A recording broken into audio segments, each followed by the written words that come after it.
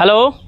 अरे भाई आज हमरा फुर्सत नहीं खे। अब काल के तना बता तू देखते बड़ा कितना लगन पता ही चलता है, शादी ब्याह सब करावे के पड़ला। काल के काम बता, शाम के फोन करो। हाँ शाम के बता देम। हाँ ठीक बा ठीक।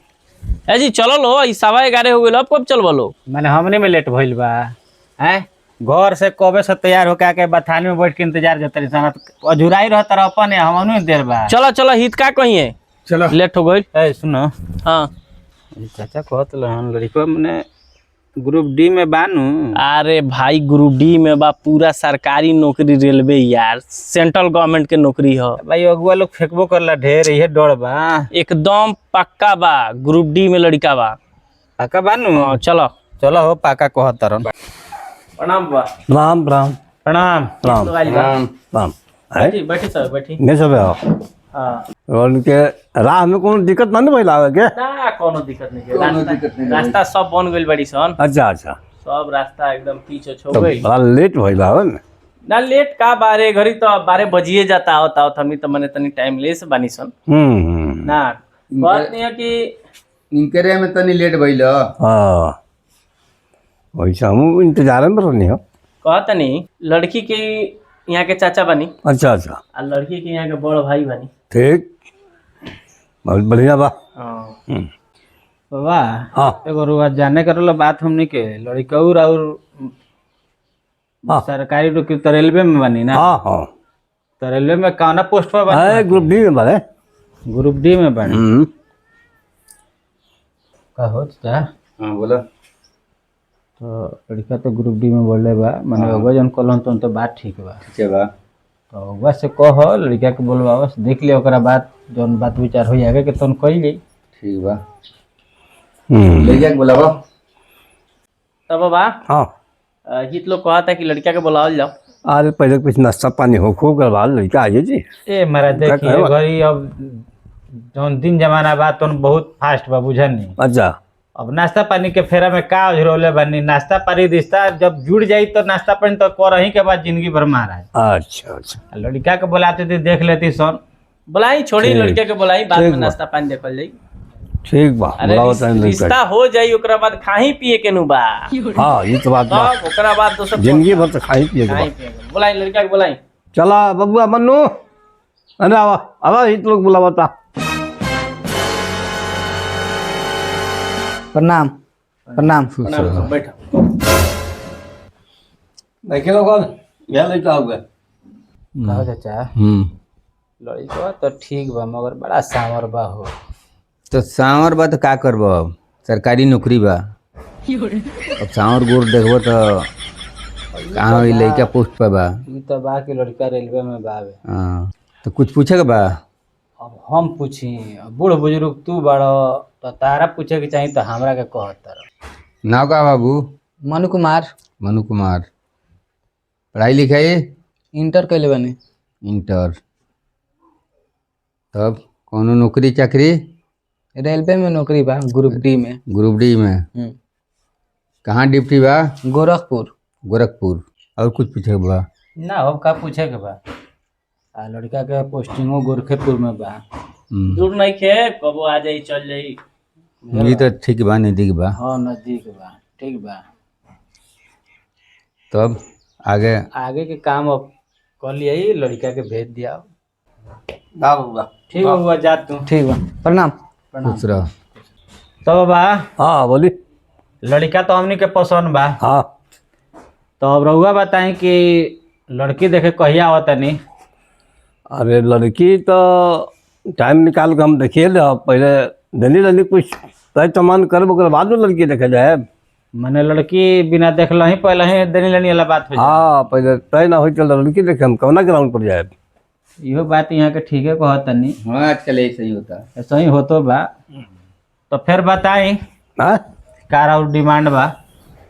डिमांड हमारे कोनो कुछ बा ना, मात्र 6 लाख रुपया दे देवलनी और लड़का के वो गाड़ी अंगूठी चैन दे देवलनी, बिहार हुआ के यहाँ हो जाए। ये तो बात बा। हो चाचा बोलो। कहत तनी कि अगुआ तो कल कि 2.5-3 लाख रुपया हाँ दे दी हो। अरे कुछो के बात तो ना कल हो ना, यहाँ तो डिमांड ढेर होता वे हो। तो ढेर बात तो अगुआ से पूछाओ। तो अगुआ से पूछो कि हमनी से का कहले बड़न, उनका से का कहले बड़न आके। पूछाओ पूछो, तू ही पूछो उनका से। कहो। हाँ चाचा बोलो। पहले हमनी का डिमांड बताओ ले लो। डिमांड तो हम पूछिए के बताई नहीं, अच्छा और में मरमोला वाला सिस्टम ना रहे। ए बाबा, बोले। ए रोगा कहानी हम्म। वो हिसाब से हम इन लोग के 3 लाख रुपया बोल दिले बानी। अच्छा, अब वो में कटे उटे ला मैटर नहीं के एकदम पक्का हो गई बा। पक्का बार होगा कहले ना नहीं कि तो कॉलर मरमोला वाला सिस्टम नहीं कि हम फाइनल कर दिले बानी। तो अभी बात देखी हमारा मालूम ना लगे बा ट्राई कर ले हम बनी। बोल दिले बानी रुआ कहले नहीं तो अच्छा, मने मैं अबे ने मने नहीं ना 3 लाख रुपया इलो दे दी काजी। हाँ उतना भाई दे सकते हैं, जितना कहले बने सुन उतना दे दें सोना। गौर लो तो तू कहबे कहले उतना, तबे न हमनी के तैयार बनी और सन। लड़का के चढ़े उड़े के एगो मोटरसाइकिल दे दियो। अबे कोई बढ़ाओ तारो लोगिन। तो का जमाना चलता लड़का रेलवे में। चलो ठीक बा, गाड़ी एगो दिया जाई। हो गइल बाबा ठीक बा। हैं। ठीक अब एकरा आगे कुछ मने नानू होई फिर। ना आगे कौन बात नहीं। हाँ चली तो अभी तो क्लियर हो गइल नु। हाँ, तो अभी बताई कि रोवा लड़की देखे कहिया आवतनी। देखे के लड़की आपस में कुछ राय बात कर लेता नहीं। अच्छा कुछ घरों में काम लगल भाई बन उन जाता है, उसके बाद हम अगुआ से राय को के फोन करा दे, वो दिन हमने के चल आए। यहाँ के तो अजबे कर अगुआ महाराज। ठीक बाटे, ठीक न। ठीक बा, हम ये बता देम। ठीक बाटे। रोवे फोन करके हमनी से बता देम कि कहिया आवतनी लोगी ना। हाँ तब हमनी के चली सन। हाँ हाँ, ठीक बाटे, चलो चाचा प्रणाम। प्रणाम प्रणाम चल तनी बाबा हम प्रणाम प्रणाम प्रणाम प्रणाम प्रणाम प्रणाम। प्रणाम प्रणाम। बैठी लो। कहता नहीं बाबा हाँ। फिर हुआ तो आयल नहीं, लड़की हुआ पसंद पड़िए गई। भइल दिन उन रखे के तो हुआ कहानी हाँ कि 1 साल के बाद दिन उन रखाई, चाहे शादी ब्याह होई, ऐसे कि घर ऊपर बनता तो बन जाओ, हाँ ओकरा बाद होई। तो अब इहों के लोग बहुत हमरा के परेशान कइले बनी कि दिन रखाई जाए रखा जाए, और और जितना कहलन ये समय हो गइल बा। हाँ, ये तो बात पैसा यहाँ के लोग लेके आइल बनी ना 3 लाख रुपया। तो दिन अब धरा जाओ। 3 लाख रुपया लेके आज बनी वहाँ के। हाँ तो 3 लाख पर रुपये रहे। हाँ पर तो ब्याह भइल ना। ना पर कहाँ भइल। तो पर के तय रहे, पर ब्याह ना भइल तो उ तय तमान तो खत्म हो गई। पर लड़का ग्रुप डी में रहे अच्छा और लोग पायलट हो गई बा। तो ये अब से नया तय करे के पड़ी तब न ब्याह हुई। ए महाराज, हाँ बोली। ई कैसन बात रुआ बतियावतनी। वही बेरा जब हम अगुआ साहब कहनी कि 3 लाख रुपया, फिर कहनी कि एगो गाड़ी लड़का के चढ़े के दे दिया, तो हम कहनी कि बेसी होता हमरा अनुसार। तो कहने कि अरे छोड़ा ना, एगो लड़का के चढ़े खातिर गाड़ी दे दे। तो कहनी कि चलो ठीक बा। तो रुआ से हम खो खगा के पूछनी कि अब एकरा बाद कोनो ऐसन बात नानू हुई। तो रुआ कहनी कि ना ना, जौन बात हो गई तौन बात हो गई। तो कोनो रुआ जवान के वैल्यू या कीमत नहीं के काजी। अब वो और साल जौन तय कही अगुआ साहब की 3 लाख रुपया एगो गाड़ी है पहनी, चैन अंगूठी तो कट गई। लेकिन अब असो लड़कवा लोग पायलट हो गई बा, नया ओकर नौकरिया प्रमोशन भइल बा। अच्छा। तो तिलको प्रमोशन मिल जाएगी चाहे। अब लड़के भाव बढ़ गई। लड़कवा के भाव बढ़ गई। लड़किया तो ठीक है भैया यार हुई यहाँ हुई, लेकिन लेकिन रुपया लगी। लेकिन बाबा ई अब ई माने हितई वाला आ मेहमानी वाला बात नहीं कर। तो बुझाता कि अब माने खीना बेची सिस्टम चालू हो गई। देखिए अरे जवान से बढ़ के का बा महाराज। ठीक बा। कहानी कि तो बेरा सब तय हो गई, अब लड़का ग्रुप डी से ड्राइवर हो गई। हाँ, एकर मतलब अब फिर से तय तमन है। एक घड़ी के ब्याह शादी यहीं होला, बेजनी लनी के ब्याह शादी ना होला। जब तय भाई तो वही पे रखल लग चाहिए। अब साल भर के बाद होता तो साल भर के बाद तय कहने की 1 साल के बाद कहला रहनी। तो लड़कवा के प्रमोशन हो गई नो, तो तिलको के प्रमोशन करे पर कर लायक नो।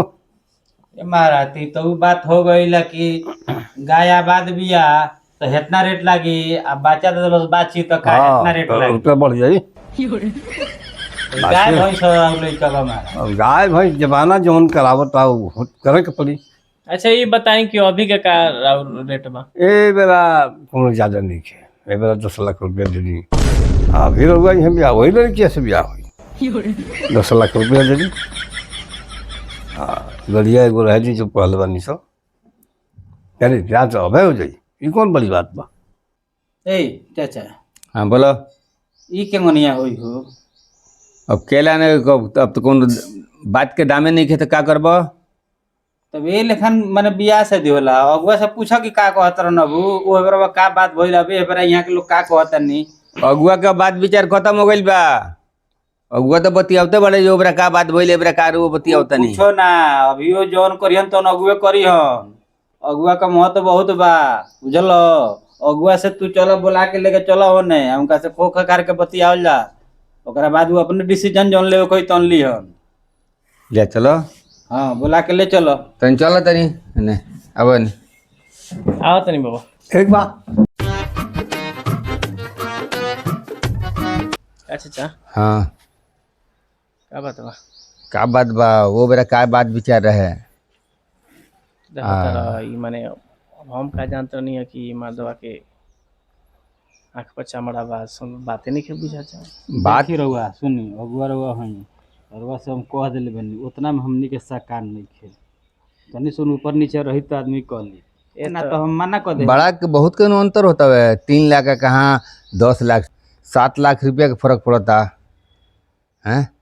आदमी सकान ली मेन चीज रहल न भले भले ही कुछ बतियाओ लड़का ठीक बा। अरे लड़का ठीक बा तार बात हम मानत नहीं मगर का जो सबसे बड़का चीज बा कि 3 और 7 एक उपाय बा। हाँ बोलो का उपाय बा? हम उन्हें से कुछ कम करावता नहीं अब कुछ एने से बढ़ल जा। लड़का ठीक बा जान लड़की आई नहीं तो ओकर भाग बन जाई। 1 मिनट ड्राइवर हो गई बाटे। ठीक बा ड्राइवर बा आज यदि 10 लाख रुपया तय कर लिया आज यदि रुपया ना दिसे तब का हुई ना होंगे थोड़े तो लड़की के दिक्कत होखे लगी रुआ लोग नहीं जानत नो। हाँ तो उनका सजा के बतियाई वहाँ के का कहते नहीं साफ सुथरा बतियाबो हमनी के ये नहीं बानी सन रुआ जाके बतिया के आई ले दे के 6 तक हम चलते नहीं ठीक बा बात मानी लो अब 10 कहते हैं तो 4 लाख 5 पर ले आई 5 पर ले आओ 5 5 पर ले आई 5 पर ले आओ खिचखाच के बहुत 5 ज्यादा पर नो ले रुपया आओ। हो जाता है। ठीक बा चले जैसे कि गाड़ियों तो एगो बाबे में फिर अच्छा ठीक कहता नहीं बाबा हाँ कि शादी ब्याह तो अरे कहीं ना कहीं केहू के ना केहू के होखबे करी। जहाँ खबे तहाँ तो हुई केहू के बहाने केहू रुकेला ना। अब रहल बात की स्थिति बड़ी गंभीर बा कि पहले तो तबान हो गई रहल और वो अब लोभ हो गई कि ना लड़का अब ग्रुप डी से ड्राइवर हो गई। तो हम तो ये कहें कि कुछ होने से कम करके एने से बढ़ा के शादी कर लिए तो वो 5 लाख रुपया ले ले। 5 लाख 6 लाख में ब्याह करे वो 5 लाख 6 लाख में ब्याह ना हो। लड़कवा के नाम लगाए बा कि समय के नाम लगाए लड़कवा देखी कैसन बा कौना पुष्पर बा अच्छी नानू राजमिस्त्री नानू। एक काम करी हमारा देखी अब आखिरी बार हम बोला तनी वहाँ के लोग 5 लाख से बेसी वहाँ के तैयार नहीं कि 1 लाख रुपया हम अपना तरफ से वो लोग से दिवा दें 6 लाख पर क्लियर कर दें। हमारा मंजूर नहीं है 6 लाख पर हमारा मंजूर नहीं है। ए चाचा बोलो 6 लाख के नीचे वहाँ के कोनो आयम ना बात में ठीक हाँ। बा वहाँ के 6 लाख में ना करे अच्छा हैं आ हमनी के 6 से ऊपर के साकाने नहीं हुए अगुआ कहनी हो अनुसार से। तो हमनी के अब चले के हाँ एगो बात समझ लो नु लड़की कोनो हमनी के दब नहीं खे कि इतना हमनी के टेंशन बा। ना। चलो चलो चलो भागो ए रोगो चले चलो चले के जेकर अब जबान के और ठीक का? नहीं है तो का कर लिए तो चल नहीं चले के कौनो जबान के भैलुए नहीं थे। प्रणाम बाबा। प्रणाम प्रणाम। ए बोलनी है काम रखे हाँ बोलनी हो ये अब मेहमान तो बड़ा बढ़िया रहे लड़की बढ़िया भी रहे अच्छा तो अब इन लोग को भी हवा साइज नहीं करवाई रहे ना पहले नहीं थे उन लोग पाइप से भी हवा करा दी थी रुआ बढ़ले बनी दोनों घर के जानत बढ़ले बनी। ए महाराज मान ली फिर बुला दी अब फिर हुआ बेइज्जती कर दे हम। ना आपकी राउर बात ना कटी अब हम कुछ ना बोले जितना राउर इच्छा में है उतना दिवा दी अब या हो जाए। मेहमान वो बेरा ठीक ना रहे लोग मेहमान ठीक बोल तबे न कहता नहीं लड़कियों ठीक बिया अब बेरा हमारा ना भैया रुपया पर ना गई 10 लाख रुपया मंगल कहता नहीं हाँ कि अब तो ना वो लोग के ओबरा मन रहल ना हमार मन हाँ, हाँ। 6 लाख तक आदमी बोले रहे जी लेकिन अब तो ये ओबरा ना भइल ना भाई ना भाई तो रउआ अगर कहे तो हम जाता नहीं, जौन वहाँ के लोग कहे वो हिसाब से अब बियाह करे के पड़ी। ठीक बा। अब ऐसे कहा था कि मैंने लड़कियां जानत सुनत बिया, बढ़िया बिया, संस्कारी लड़की बिया, रुपया पैसा के बाद जौन दिलो वही पर हो जाए। ठीक बा, जाते नहीं। हाँ जाके राय करी। अब बोला के लिए ठीक बा, प्रणाम। प्रणाम प्रणाम वाह प्रणाम। प्रणाम प्रणाम बैठी लो बैठी लो। प्रणाम। प्रणाम।